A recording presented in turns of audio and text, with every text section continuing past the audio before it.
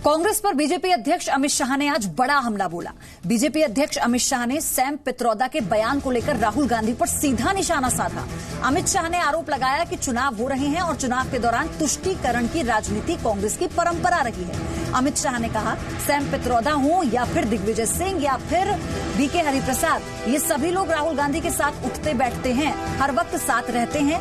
राहुल गांधी के कहने पर ही ऐसे बयान दिए जाते हैं और बाद में निजी बयान बताकर उनसे किनारा कर लिया जाता है। अमित शाह ने आरोप लगाया कि कांग्रेस सेना का अपमान कर रही है।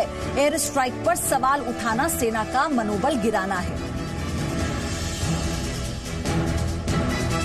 हमारी जो जीरो टॉलरेंस की पॉलिसी है, इसके लिए फिर से एक बार विश्वास दिलाना चाहता हूं कि भारतीय जनता पार्टी ही इस देश को सुरक्षा दे सकती है। भारतीय जनता पार्टी ही आतंकवाद को मुंहतोड़ जवाब दे सकती है। भारतीय जनता पार्टी ही पाकिस्तान की साजिशों को नाकाम कर सकती है, इसका मुंहतोड़ जवाब दे सकती है और देश की सुरक्षा को सुनिश्चित कर सकती है।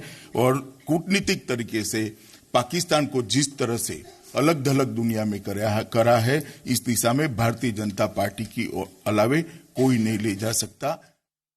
तो अमित शाह ने सीधे तौर पर राहुल गांधी से ये कह दिया कि अब वक्त कम है, चुनाव नजदीक है। अगर तुष्टीकरण की राजनीति करनी है तो उससे पहले देश की जनता से माफी भी मांग लेनी चाहिए।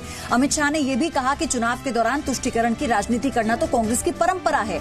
उन्होंने साथ ही ये भी कहा कि सैम पित्रोदा हो, दिग्विजय सिंह हो, बीके हरिप्रसाद हो, नवजोत सिंह सिद्धू हो, ये सभी लोग राहुल गांधी के साथ रहते हैं, उनके साथ ही वक्त बिताते हैं, उठते बैठते हैं, हालांकि उन्हें सिखाते हैं। और ऐसे में जो बयानबाजी है, इससे ये पल्ला नहीं झाड़ा जा सकता कांग्रेस की तरफ से कि ये किसी की निजी राय है या फिर किसी के निजी बोल हैं।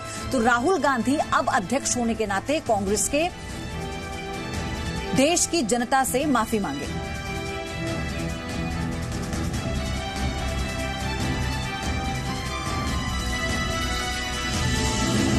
और साथ ही उन्होंने ये भी कहा कि बीजेपी सरकार ही देश को सुरक्षा दे सकती है और पाकिस्तान से मुकाबला भी बीजेपी की सरकार ही कर सकती है। ये बात भी अमित शाह ने अपनी प्रेस कॉन्फ्रेंस में की। उन्होंने ये भी कहा कि हाल ही में हमारी ही सरकार यानी कि बीजेपी की सरकार ने पाकिस्तान को, आतंकवाद को करारा जवाब दिया और इस दिशा में लगातार कदम भी उठाए जा रहे हैं और देश को मायूस नहीं किया जाएगा, देश की जनता को मायूस नहीं किया जाएगा। आतंकवाद को लेकर हर प्रहार भारत की ओर से, देश की ओर से करने के लिए सरकार पूरी तरह से तैयार है और करारा जवाब अगर पाकिस्तान को, आतंकवाद को दिया जा सकता है तो वो सिर्फ बीजेपी की सरकार ही कर सकती है।